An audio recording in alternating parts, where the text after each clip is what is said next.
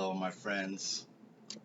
I wanted to make another video and talk about living a fear based life, a life based in fear, and the lack mentality, which is how we basically can bring ruin on ourselves in a sense because we're thinking about lack. We're thinking about the fact that what we don't have, and when you focus on what you don't have, um, it can bring it into the reality, right? So you can't do that. You have to focus on abundance instead of lack, right? It's like just flip the script again, like I said. I did this for years where I focused on the things that I didn't have, right? The money that I didn't have, worrying about bills to pay with money I don't have, putting the stress on yourself. And you have to sort of reimagine the way you view money, the way that you think about money in your life, and how it affects you, your life. And you have to retrain your mind. And that's what I was trying to do. And money will come and go through your life. But the thing about it is, you can turn it into something that it's not, right? You can actually reverse the effect of it in your life that it should have, which is it should be a positive, and your relationship to it should be that of abundance and making your life better. The problem that people have, I think, or some people that are driven for money, is that they lose sight of the fact that it's a tool, and that I just notice, I think, a lot of people who have a lot of money, they just don't give a lot of it away, right? They sometimes do. But the fact of the matter is, if you look at all these billionaires, and if just a few of them got together and really started to do some real work to help others, they could easily do it, right? They don't do it, though, for some reason. So, point being, why is that, right? Why do some have so much and others have nothing? Um, and I think a lot of that has to do with the lack mentality, because you can't just will yourself into being a billionaire. But if you're positive in the way that you view money and yourself, and you're driven, then you will meet the certain people that maybe will help you along the journey, right? Because action is part of it. You have to take action.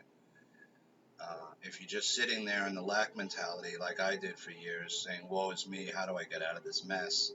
I don't have any money, how am I going to get any? You defeat the purpose in a sense. So it's very difficult. It's not easy. Um, and a lot of it also leads into something else that I was doing, which was living a fear-based life. And when I told somebody about this years ago, it really hit them, because they realized that they were doing that as well. So excuse my cigarette, but I think better if I smoke sometimes. I was living a fear-based life. I was living a life of lack mentality. And when I started to change the way I viewed money and the way I viewed myself, that I deserve abundance, that I deserve a life of plenty, and the things, all the things that I want, whatever those things are, and you get to a different space with it, you get to a different space where you can actually have a good relationship with money and not worry so much about it, and let go of some of that fear around it. When I was 25 years old, I got hit by a car, and I broke my leg very badly. I was almost killed. In fact, I was thrown across the street, uh, 2 lanes of the 96th Street. And somehow I managed not to hit my head when I was thrown. I broke my leg real bad, changed my life, turned my life upside down. And it completely changed my personality. And I looked up later, I realized I had probably had what's called a near-death experience, or NDE, which is an experience where either you almost die, or you die for a time and you come back to life like you're resuscitated. And a lot of people who have had these experiences, it's triggered their empathic, whatever their empathic gift was. In other words, they were an empath that was unrealized, I guess you could say, and something about, can't really explain it, but when you have a near-death experience, and I've had more than one, where you think you could die, and then you don't die, whether it's an accident, car accident, etc., something changes in your whole dynamic of your brain and your personality, or at least it did for me. Not everybody would have the same experience with it, but the point is that something changed and it activated something within me. Uh, and, I'm still dealing with it to this day. 25 years later, I'm still on that journey of trying to figure out what is empathy, what is being an empath, what are the different kinds of empaths. There's a Heyoka empath, which some of the Native American tribes called the Heyoka, which was the sacred clown, which is the backwards way. And the sacred clown has all 5 empath traits. It's the most powerful type of empath that there is. So, there's all kinds of different levels to it. I'm still learning, and, it's a journey, right? It's a journey. How do you get out of a lack mentality? How do you get out of something that you've trained your mind to do over a period of decades, possibly years, a lifetime? You may have had past lives of lack as well, which I'm realizing, so that you have a multi-generational lives of living through horrible, horrible privation, starvation. Uh, a lot of things are bad that end with TIO, and I don't know why that is. There's some good ones.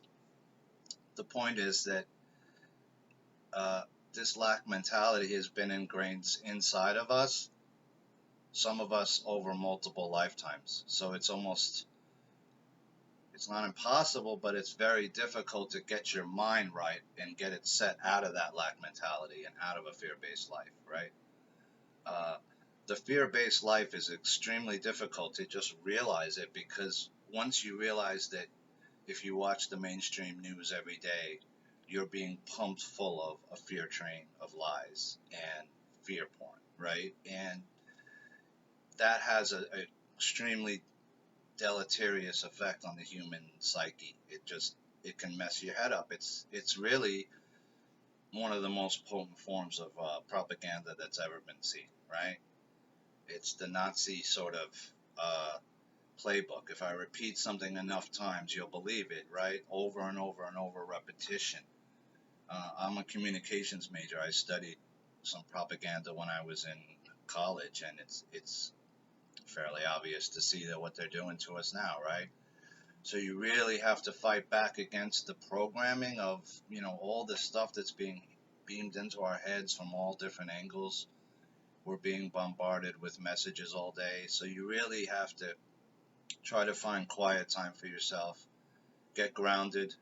Ground yourself in nature. Walk around barefoot on the earth for a while, maybe 15, 20 minutes, 30 minutes, maybe a light meditation.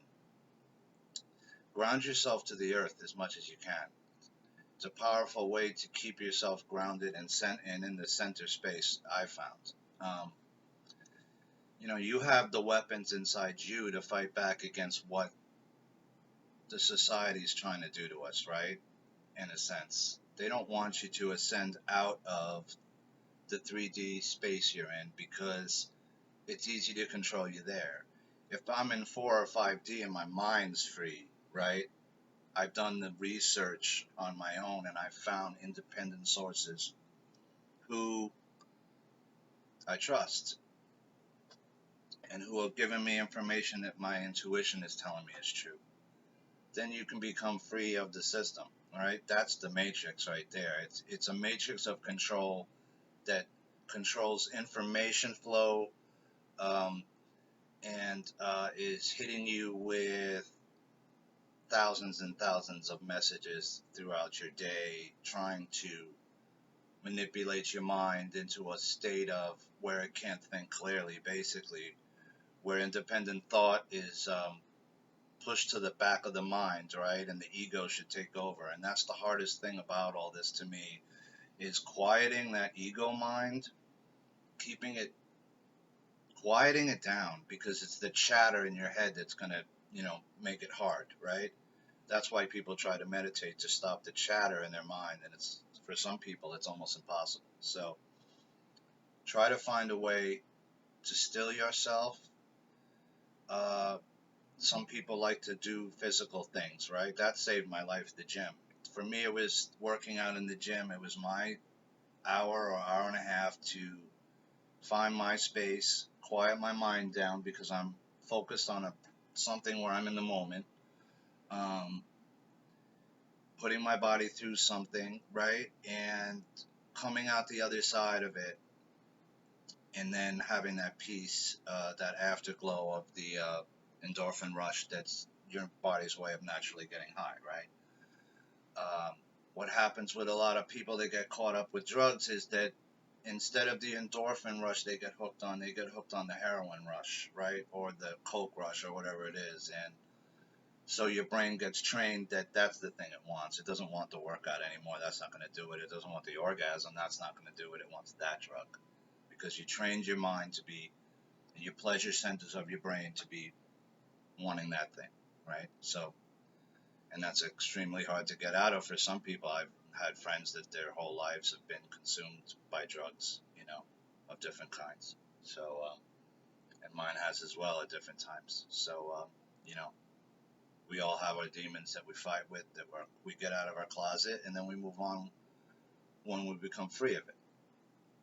And so you can get out of a lack mentality by switching the script up of how you think about money and how you approach it, and how you start to realize that you have all you need already. God will provide it for you if you have faith, and if you train your mind to think about money in a completely different way and how you approach it.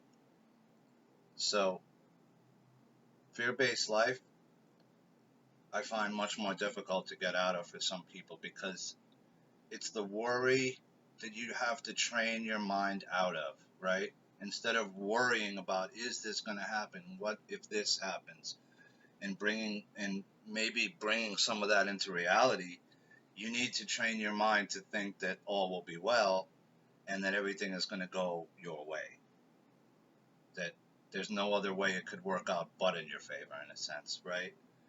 Not that you're cheating life, not that you're going through life in a state of grace, literally. You're a living prayer, right? And if you go through your life that way, and you treat every person you come in contact with as if they're your brother and sister, and you treat them with the respect and dignity that every human being deserves, then you'll get the same back, and you'll get abundance back towards you. It's like the more you give, the more you receive back. It's true. The more you give without any expectation of anything back, uh, it's just positive chits that are in your account, right? Upstairs, you could say, right? And so I always give, even if I don't have, I give, because uh, giving and helping another person is not just the righteous thing to do, but it builds up a spirit of goodwill in the universe, right? In other words, if everybody did that, what if everybody went out the next day and just helped one person somehow, right? Whether it's with $5 or you gave them a meal or you helped them find a job, whatever it was. If one person, everybody did that for one day, then the world would have no problems, right? And you see how simple it could be when there's a GoFundMe for something that happens to somebody, right? And the guy had nothing, and then all of a sudden a bunch of people just get together, and all of a sudden the guy has all he needs, right? There's a GoFundMe with $1 million in it, or whatever the amount. So we can do that, and that's the beauty of it, is that it's not that hard. If enough people get together and want to do something, it's easy. Of course, it's not that simple, right? But we try. So to get yourself out of the fear-based life mechanism, it's a day-by-day training of the thought process back in towards a positive outcome for everything that you do. And so it's like a guy who's looking at a mountain he wants to climb, and he's thinking, how am I going to do it? There's a million ways I could die on this thing, right? Like the guy that climbs with no rope, that kid, he can't look at the mountain and think that, because then he'll die. He has to look at that mountain and envision himself doing it already. He's already climbed it before he's climbed it in his mind. So he's seen himself already doing it. It's like that's what high level athletes do.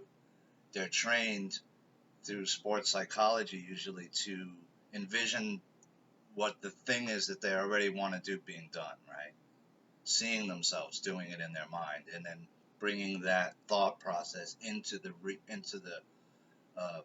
reality of the physical world from the mind.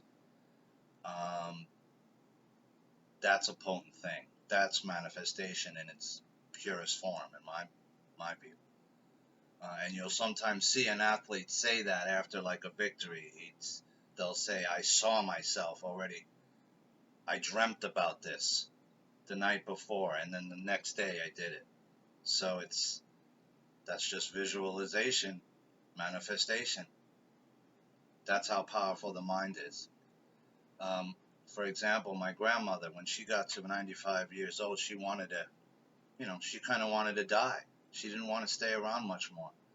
She had all her faculties still. She was unbelievably, mentally pretty sharp. But, when you're 95 years old, the body doesn't feel so great. So, even if you take care of it your whole life. So, she decided that it was her time to go, and she went very quickly. Um, and so when we decide we want to live, you can see stories of people who have gone through survival stories that you just can't believe. You know, guy was at sea for 40 days. Somehow he lived, right? How? How did he do it? Because he wanted to live. That's how powerful the mind is in the body if we want something bad enough. So if you think about it that way, you can do it. You just have to will your mind to do it and realize that your mind is much more powerful than you're giving it credit for. And we weaken ourselves through our own psychoses, right? Our own worry, and these are things that sometimes are impressed upon us for like our whole lives by our family, by our parents, by society. So it's like you really have to train your mind to get out of it. Force yourself to do something different than the daily thing that you're doing that's keeping you in that rut. Whether it's just taking a 10-minute walk, calling a friend, doing anything to break it up. You gotta break it up though. And once you start to break it up, whether it's through something you've done, a process you started, a new thing you've done, it doesn't really matter. You just have to choose something and pursue it. And if it feels right, pursue it. And if it doesn't, reevaluate and back up. But you can't stay idle too long, right? Because when you stay idle too long, you start to waste away and die, right? That's what it really is. So you need to first choose to just not be in a fear-based life, and you have to choose abundance. A new relationship with money and how you view it, and how you don't view it as something that you lack, but that's something that you always will have what you need from. You will be abundant. And do your I am attributions each day, and bring positive attributions out in yourself, and watch as over time your life will start to slowly get brighter, because these are powerful, powerful things that you can use, tools that have been hidden from us, I think, to raise your vibration, to raise yourself out of the dark space that you might be in, and to realize that you're in control of your life. You are. And so all you need to do is choose, right? All you need to do is choose. Choose something. Choose something that's not what you're doing now, right? Anything but this. Something different in a positive light. And it doesn't have to be a huge step, right? The guy that goes up the mountain, he doesn't jump up. He has to calculate every single foothold, every single handhold, and then they get to the top. Only then, when it's all planned out, right? Your life doesn't even have to be like that. Not even that intense, right? Because if you make a slight error in your life, well, all right, I'm not falling 150 meters to my death, probably, if I make this error. I might get hurt a little bit or something might happen, right? And you learn and you move on. So it's a different game. So it's not even as intense. So think about it that way, right? I'm not climbing a mountain here. I'm just taking one step on a journey. And the road's flat in front of me, right? And there might be a fork in it, that's fine, but it's still flat. So think about it like that. And don't live a fear-based life. Come out of that darkness and into the light. There's a lot of things here for you. And I hope that your journey is good. And just realize that the way you start a journey is not by looking at the end of it. You start by just taking one step and choosing to do that. And that choice is important. And with that, I'll let you go, and I hope you have a beautiful day. And I hope to make more videos that are positive and uplifting to try to help others, okay? And be well. Thank you. Bye.